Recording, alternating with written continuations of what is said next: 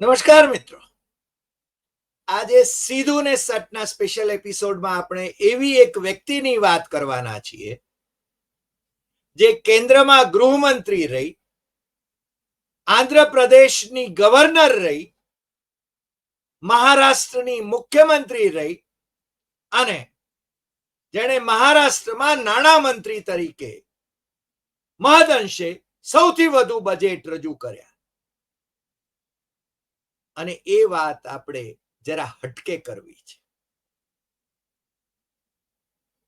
દાયકાઓથી અમે એને જાણીએ છીએ અને આજકાલ એની ચર્ચા પણ ખૂબ છે.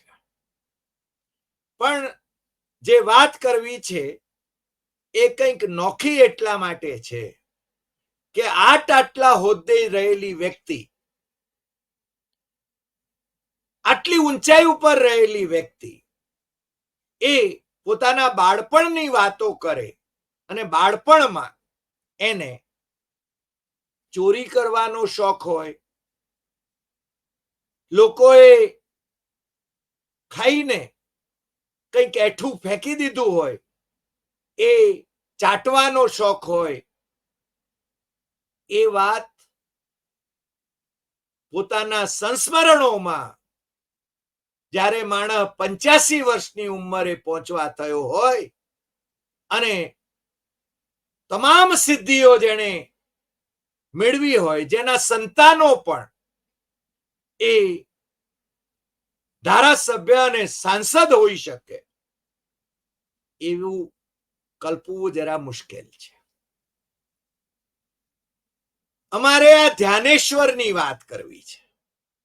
નામ એમનું ધ્યાનેશ્વર, પિતા સંભાજીરાવ, વતન સોલાપુર. સામાન્ય પરિવારમાંથી આવે, દલિત પરિવારમાંથી આવે અને પિતાજી એ ચામડાની બેગ બનાવવાનો વ્યવસાય કરે, સમૃદ્ધ થયા. મહાત્મા ગાંધી પણ એમના વખાણ કરે. એ સંભાજીરાવ જ્યારે ગુજરી ગયા ત્યાર પછી આ પરિવારને માથે આફતોના ડુંગરા ખડકાયા. સમૃદ્ધ થયા હતા, ગરીબીમાંથી સમૃદ્ધિ, સમૃદ્ધિમાંથી સાવ ખાવાના પણ સાસા હોય એવી સ્થિતિ. પિતાએ 4 લગ્નો કર્યા હતા. પહેલા લગ્નમાં સંતાન નહીં થયું એટલે બીજું લગ્ન, બીજામાં સંતાન નહીં થયું એટલે ત્રીજું લગ્ન, ત્રીજામાં સંતાન નહીં થયું એટલે ચોથું લગ્ન અને ચોથા લગ્નમાં આ ધ્યાનેશ્વરના પેલા 2 ભાઈઓ જન્મ્યા ખરા પણ જીવ્યા નહીં. અને ધ્યાનેશ્વર એનો જન્મ થયો, પરિવાર માટે આનંદ હતો. અને એ ધ્યાનેશ્વર એટલે હું જો તમને નામ કહીશ તો તમને થશે કે ઓહો, આ વ્યક્તિ. આજકાલ એની ખૂબ ચર્ચા છે. એનું નામ પરિવારમાં તો ગેનબા, કોઈક વળી પાછા એને દગડું કહીને બોલાવે. ભણવાનું સૂજે નહીં, શાળા છૂટી, ભણવાના પૈસા નહીં, બાળપણમાં નોકરી કરી, પાછા શાળામાં ગયો ધ્યાનેશ્વર. અને એ ધ્યાનેશ્વર એ આ દેશનો ગૃહમંત્રી બન્યો. આજે પણ અમે જ્યારે છેલ્લે વાત કરી, અમે તમારી સાથે પણ એની વાત શેર કરી હતી. આજે એ ઓળખાય છે સુશીલ કુમાર શિંદેના નામથી. તમને બધાને યાદ હશે, સુશીલ કુમાર શિંદે. અને અમારે જે પૂછવું હતું એ હતું કારણ કે લોકસભામાં વિપક્ષના નેતા અને કોંગ્રેસના નેતા રાહુલ ગાંધીના લગ્નની ચર્ચા ચાલે છે. એ સોલાપુરની સાંસદ સુશીલ કુમારની દીકરી, એમની રાજકીય વારસ એ પ્રણીતિ શિંદે સાથે. પણ અમે જ્યારે પૂછ્યું સુશીલ કુમારને, આમ સામાન્ય રીતે અમારી આગળ જૂઠું નથી બોલતા, રાજકારણીઓનો ભરોસો નહીં, પણ સુશીલ કુમાર વિશે અમને શ્રદ્ધા. પણ મને લાગે છે પાકું ન થાય ત્યાં સુધી એમ કે આ જૂઠાણું છે. અને અમે તમારી સાથે શેર કર્યું હતું, તમને ખ્યાલ હશે.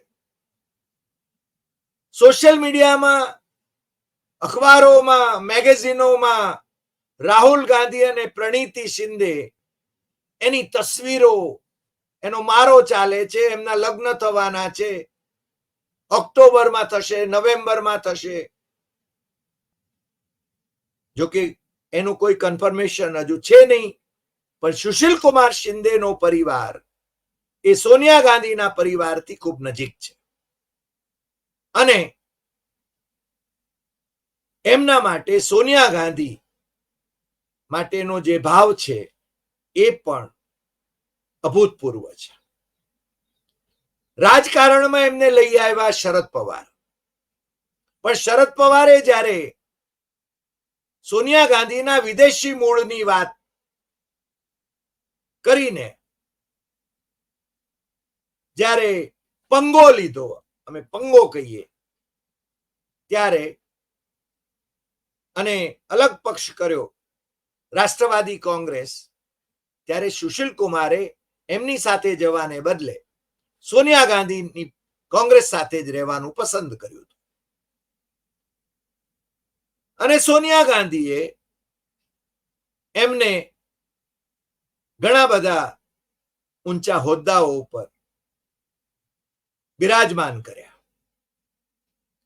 ક્યારેક એમની બદનામી પણ થઈ.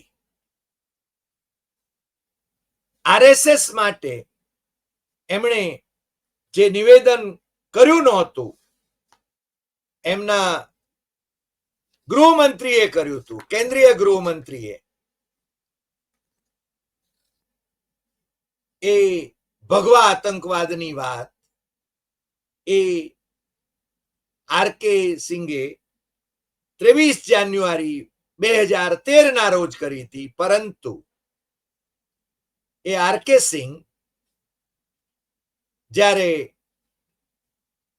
ભારતીય જનતા પાર્ટીમાં જોડાય છે, આર.કે. સિંઘ કેન્દ્રીય ગૃહ સચિવ હતા, ત્યારે એમણે પ્રેસ કોન્ફરન્સ લઈને કહ્યું હતું કે 10 આતંકવાદીઓ ની વિરુદ્ધમાં અમારા પુરાવા છે, અને આ આતંકવાદીઓ એક કે બીજા તબક્કે સંઘની શાખાઓમાં, આરએસએસની શાખાઓમાં જતા હતા, જોડાયેલા હતા, એવા અમારી પાસે નક્કર પુરાવા છે, એવું આર.કે. સિંઘે કેન્દ્રના ગૃહ સચિવે કહ્યું હતું.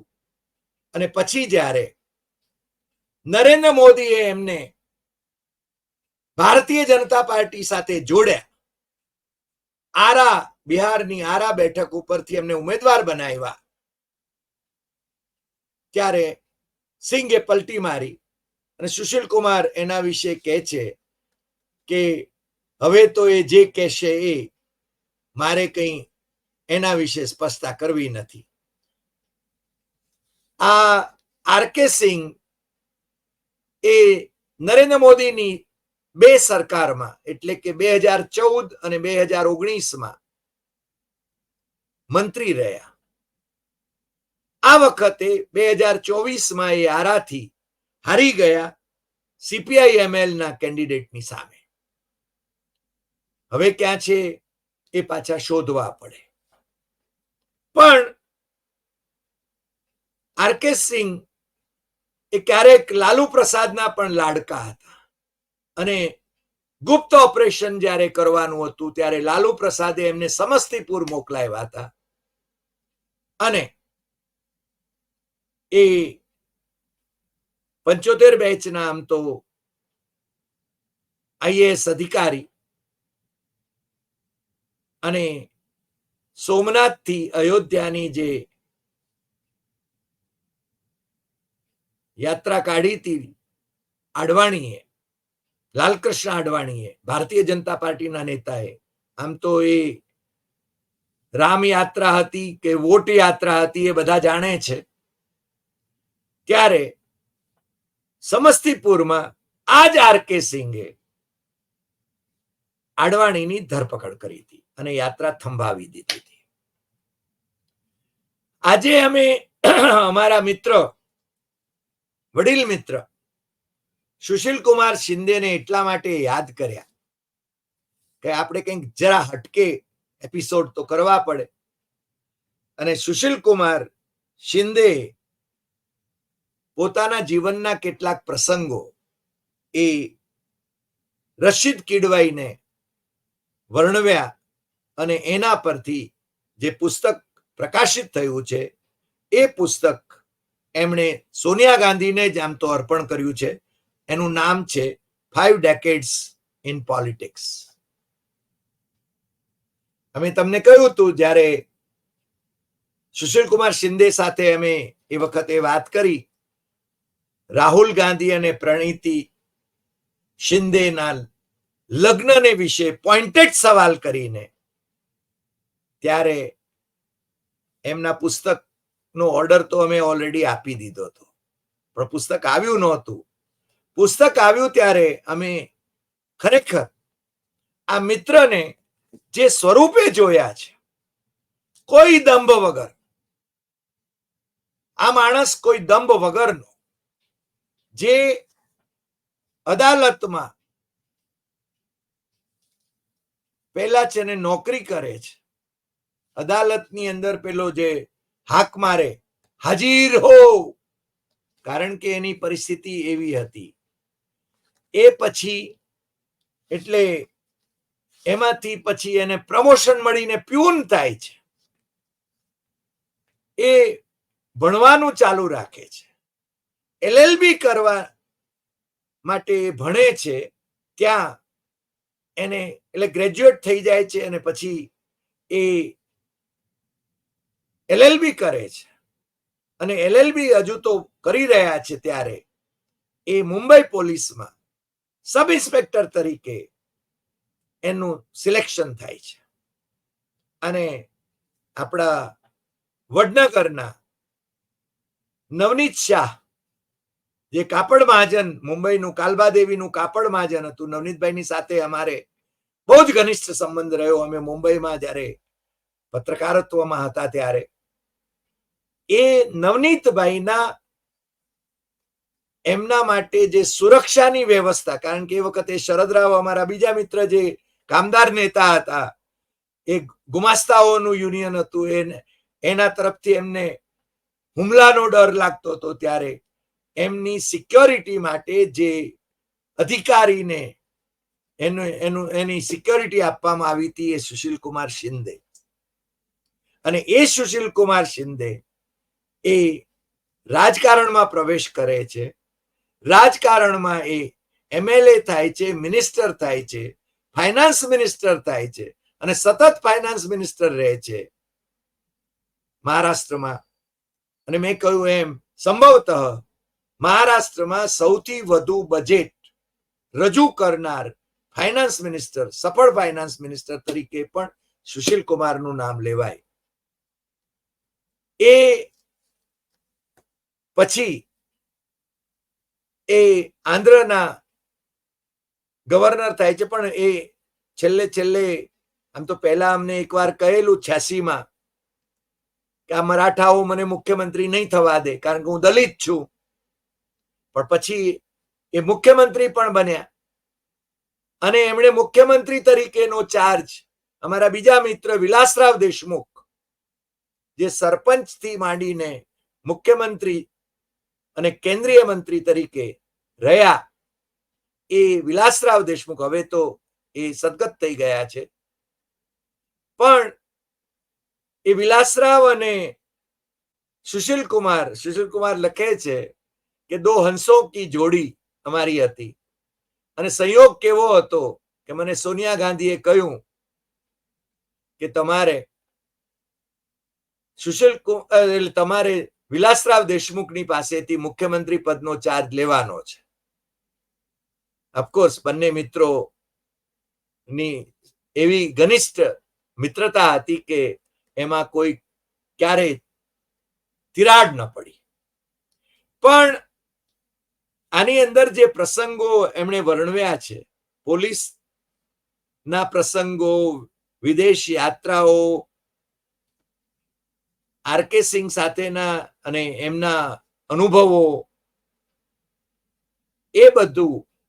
પણ મને જે સૌથી વધુ સ્પર્શી ગયું એ છે કે બાળપણમાં મેં કહ્યું એમ કે એમના પિતા એ સમૃદ્ધ થયા, ગુજરી ગયા, અને બે માતાઓ હતી, એક એમના માતુશ્રી અને એમના એક બીજા સ્ટેપ મધર હતા. એટલે એ લખે છે બે માતાઓ, મને તો બે માતાઓ મળી હતી એમ કે.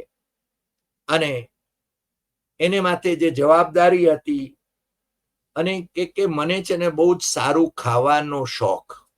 હવે ઘરમાં ખાવાના સાસા, મજૂરી કરવાની, એટલે મને છે ને ચોરી કરવાની આદત પડી. એ કે છે કે, અને બીજું, આટલા બધા મોટા હોદ્દે રહેલી વ્યક્તિ એ એના બાળપણના આ પ્રસંગને વર્ણવી શકે ત્યારે એના માટેનું માન ઓર વધી જાય. સચ્ચાઈનો રણકો એમાં દેખાય છે. એ કે છે કે હું ફૂટપાથ ઉપર જે લોકો પેલા કપડા વેચતા હોય એ લોકોની નજર ચુકાવીને એ ચોરી કરી જાઉં અને પછી વેચી આવું, અને એમાંથી જે પૈસા મળે એમાંથી સારું ખાવાનું હું લઉં, કારણ કે મને સારું સારું ખાવાનું બહુ ગમે. સુશીલ કુમારને ઘણું બધું ગમે. સુશીલ કુમાર એ બહુ સરસ એક્ટર પણ રહ્યા. એના વિશે કેટલી બધી વાતો, આમ તો કલાકો સુધી વાતો થઈ શકે, પણ આપણી સમય મર્યાદામાં આપણે જેટલી વાત થઈ શકે એટલી કરીએ છીએ. તો કે છે કે એક વખત એવું બન્યું કે એક ફૂટપાથ ઉપર એ રીતે મેં છે ને કપડા ચોર્યા, રેડીમેડ ગાર્મેન્ટ લઈને ત્યાં વેચવા બેસે એની પાસેથી, અને જઈને વેચી આવ્યો. 2 રૂપિયા મળ્યા, અને પણ સામેના ફૂટપાથ ઉપરથી કોઈએ જોઈ લીધું કે મેં ચોરી કરી છે. મામલો મારી મા પાસે આવ્યો, અને માએ મને ઝાપટ મારી દીધી, અને એ લઈને પાછી જ્યાં મેં વેચ્યાતા કપડા ત્યાં આગળ મને લઈ ગઈ, પાછું આપ્યું, પેલું વસ્ત્ર પાછું લીધું, 2 રૂપિયા પાછા આપ્યા. પેલા ફૂટપાથ ઉપર જેને ત્યાં ચોરી કરી હતી એને એ પાછું આપ્યું, માફી માંગી. ત્યારથી મેં ચોરી કરવાનું છોડી દીધું. પણ એના પછી જે પ્રસંગ આવે છે એ હૃદયદ્રાવક છે કે ચોરી કરવાનું છોડી દીધું એટલે આવક બંધ થઈ ગઈ, સારું સારું ખાવાની, ચટાકેદાર ખાવાની ઈચ્છા રે. એટલે એ જે દુકાનમાં થી લોકો છે ને એક પછી એમ કે ખાઈને, ધારો કે જ્યાં પેલો એવું ખાવાનું ચટાકેદાર ખાવાનું મળતું હતું ત્યાં લોકો ખાઈને પછી એ પેલો કાગળ ફેંકી દે અથવા પતરાળું ફેંકી દે, એટલે એ લઈને એ હું ચાટતો હતો. મને એ ચાટીને મારી જે ઈચ્છા રહેતી હતી એ હું તૃપ્ત કરતો હતો. પણ એક દિવસ એ દુકાનનો, એ રેસ્ટોરાંનો માલિક એ મને જોઈ ગયો, અને એ મને ઓળખી ગયો. એણે મને કહ્યું કે તને લાજ શરમ આવે છે? તું કોનો દીકરો? સંભાજીરાવનો. તારો બાપ એ તો લોકોને ખવડાવતો હતો અને તું આ ધંધા કરે છે. કે છે કે ત્યારથી મારા જીવનમાં પરિવર્તન આવ્યું. બાળપણમાં જ સ્કૂલમાંથી ડ્રોપ આઉટ થયા. કોઈ પરિવારની દીકરીને સ્કૂલે મૂકવા જવાનું, પછી ત્યાં બેસી રહેવાનું, સ્કૂલ છૂટે એટલે પાછી એને ઘેર પહોંચાડવાની. એ મુસ્લિમ પરિવારની નોકરી કરી એમણે, અને એના સંસ્કારો સારા હતા. એ સંસ્કારોમાં એમની વાતચીત કરવાની પદ્ધતિ સારી હતી. એ બધી વાત સુશીલ કુમાર કરે છે. અને સુશીલ કુમાર શિંદે હવે તો રાજકારણમાંથી આમ તો નિવૃત્ત ગણાય, પણ એ કહે છે કે મારી દીકરી પ્રણીતિ શિંદે એ મારો રાજકીય વારસો જાળવી રાખ્યો છે. પ્રણીતિ 3 વખત ધારાસભ્ય થઈ, કોંગ્રેસની ધારાસભ્ય થઈ, અને અત્યારે એ કોંગ્રેસની લોકસભાની સભ્ય છે સોલાપુરમાંથી. હવે રાહુલ ગાંધી સાથે એના લગ્ન થાય છે કે નહીં એ તો આવતા દિવસોમાં જ આપણને નક્કી થઈ જશે, આપણને જોવા મળશે. પણ સુશીલ કુમાર શિંદે માટે આમ પણ મને ખૂબ માન હતું. એ ગમે ત્યારે તમે ફોન કરો અને એ ફોન ઉપર હોય જ, અને મિતભાષી. અને આ પુસ્તક વાંચ્યા પછી મને એમ થયું કે રાજકારણીઓ કેટલા દંભી હોય છે. એ દંભ છોડીને કેટલાક જૂજ રાજકારણીઓ એ પોતાના મેમોર્સ લખતા હોય અથવા તો લખાવતા હોય. કારણ કે રશીદ કિડવાઈ એ બહુ જ જાણીતા પત્રકાર છે, લેખક છે, અને એમણે આ પુસ્તકને આકાર આપ્યો છે.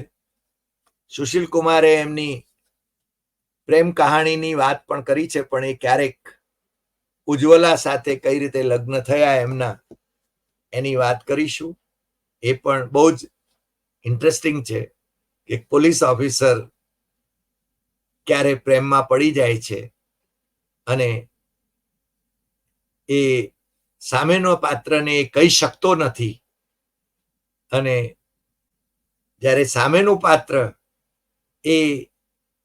એને સામેથી કહે છે જ્યારે અમુક સંજોગોમાં, ત્યારે બંને જણા એ લગ્ન સંબંધે જોડાય છે અને એમનું સુખી લગ્ન જીવન ચાલે છે.